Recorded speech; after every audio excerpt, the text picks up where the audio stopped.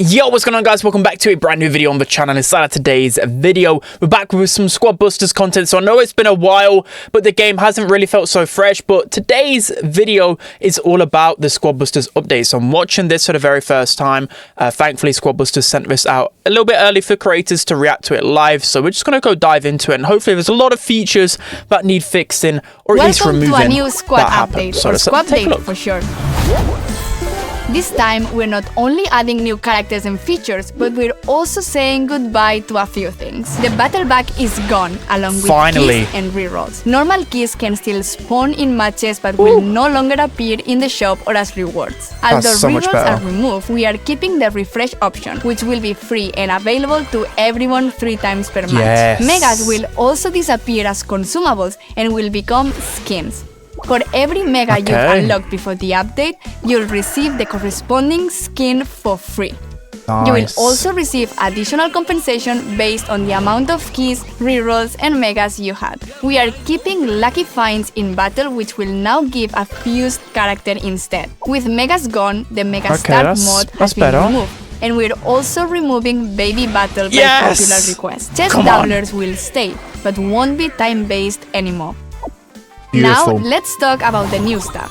Beta players might remember this. Now you can get style tickets from the Gem Pass and other reward tracks and events. Style tickets allow you to buy certain skins and emotes in the shop. But Paula, why would I want new emotes if I never get to use them anyway? Well, that might change now that we're introducing action emotes, which allows you to assign emotes to specific actions so they trigger in battle automatically. You can still use them manually if you prefer by tapping the speech bubble in the match. Excuse me, who are you and why are you dressed like that? Be ready to collect pancakes because Mini P.E.K.K.A will be visiting your plaza as soon as the update lands next week. Willing to exchange for chests. These lava chests are guaranteed to drop the 3 new characters coming with the brand new lava world. Oh, I thought it was getting Mini P.E.K.K.A then.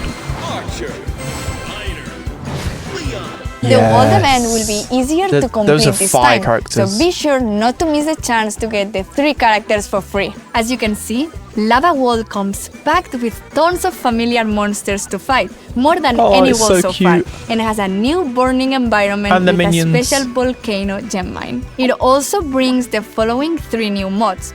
In Crystal Forest, everyone starts with a massive Hero Greg in a race to chop hundreds of magic trees. Timeout is an explosive mod where everyone starts with 200 gems, but if you don't collect enough time to make it to the end, boom! Then we have one of our wildest mods yet, Hatchling Hoarder.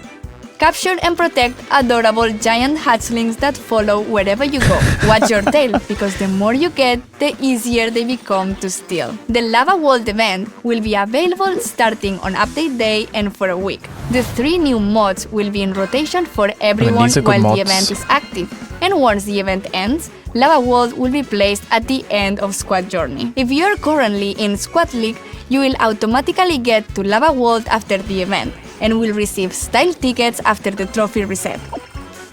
Now about the Gem Pass. Since Megas are gone, so is the Mega Bank, which will be replaced by a Piñata Bank and will give a different set of rewards for gems you collect after finishing the pass. Burgers and Bullets season will start as soon as the current pass ends and will last for 2 weeks. Don't worry, the rewards are worth the same as a month-long pass, but they will be faster to achieve. The Monster Madness season will start in September, featuring Spooky Pop Rider in the Super Pass. Infernal Battle Killer and Spooky Trader will come to the shop as part of the same theme. A bunch of other new skins will show up in the shop in the following weeks, so stay tuned and remember to use #SquadSneakPeeks to find more details about the update. Adios! Okay, so from that Squad Busters video, I think I've seen a tweet from Paula, I'll put it on the screen, that of course they were on vacation for a little while, so they couldn't cook up as much as they wanted, but I'm personally pretty happy about this. So I'm just going to roll this in the background whilst we talk about everything again. So with Squad Busters, I think with this update, it's kind of like a quick one. It's to understand that they are still working on the game, but they were on like summer break for a little while, so it's obviously known in Supercell games, especially Brawl Stars, that the update after summer typically isn't like crazy. It's just like it depends how far they are in the cycle, but it's quite clear through Paula's tweets. I'll put it on the screen if I remember. But with what Paula said is that there's a lot more content to come with the next update. I think something along those lines. They weren't able to like get everything in with this update, so yeah, there's a lot more to expect. There's well, I'm hoping there's going to be some gameplay improvements. There's going to be new game modes. There's going to be changes to the progression system. Hopefully, there's a lot that Squad Busters definitely need to fix. And if you think about the initial hype of Squad Busters, I hope they can recapitulate that. I know they spent so much on marketing, and hopefully that's not going to waste, because there's a lot of angry players right now. I see it everywhere, every social media. I even checked the App Store, for example, and there's just so many negative reviews. Of course, there's a lot that they need to fix. I think in terms of, I don't know what the name is for it, like the UI, the core concept of Squad Busters is pretty fun. I feel like, having all of these Supercell games into one, I think it's a cool concept. They probably they do need some big changes, especially for it to be a game that you can play for a while, especially to keep people engaged, because the problem is that the gameplay is very repetitive. It's not like skill orientated whatsoever, considering I've played so many hours of this, especially upon first release and beta as well. It didn't really encapsulate me in that way. Like I won't even say burnt out. I just kind of got bored. There wasn't anything that kind of stimulated my brain. You get what I mean? I know Brawl Stars is still a simple game, for example, but Brawl Stars always, I was always learning new things. I'm still learning things to this day, and even though I've been playing the game for like 7 years. So like Squad Busters probably needs some complexity to it. Again, it's not supposed to be like some ultra insane, like sweaty game. It's supposed to be a casual game, but still it is too casual. Like you could just sit there and not even attack the entire game and win games, for example. So there is a lot that needs to change in Squad Busters, but I will say after all of this, it is a good update. It's removed some of the biggest annoyances. I'm glad they've not just tried to like sugarcoat it, or they've not tried to like tweak it and keep that.